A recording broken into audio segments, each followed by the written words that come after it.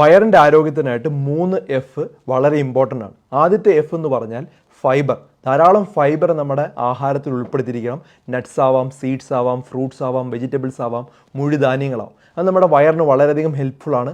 രണ്ടാമത്തെ എഫ് എന്ന് പറഞ്ഞാൽ ഫെർമെൻറ്റഡ് ഫുഡാണ്, പുളിച്ച ആഹാരങ്ങൾ. പുളിച്ച ആഹാരങ്ങൾ എന്ന് പറഞ്ഞാൽ ധാരാളം പ്രോബയോട്ടിക് ഉണ്ട്. പ്രത്യേകിച്ചും തൈര് അരക്കപ്പ്, ഏകദേശം ഒരു 120 ml നമ്മൾ എല്ലാ ദിവസവും കഴിക്കുന്നത് വയറിന് വളരെ നല്ലതാണ്. വയറ് തണുക്കാൻ വേണ്ടി ഹെൽപ്പ് ചെയ്യും. അതുപോലെ പ്രോബയോട്ടിക്കാണ്, നല്ല ബാക്ടീരിയ ധാരാളം അടങ്ങിയിട്ടുണ്ട്. അത് നമ്മുടെ പ്രതിരോധ ശക്തിക്ക് വേണ്ടി ഹെൽപ്പ് ചെയ്യും.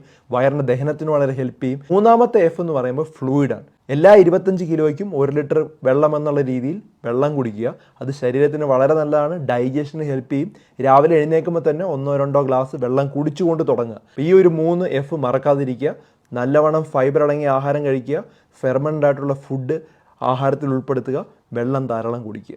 മറ്റുള്ളവർക്കായി വീഡിയോ ഷെയർ ചെയ്ത് കൊടുക്കുക.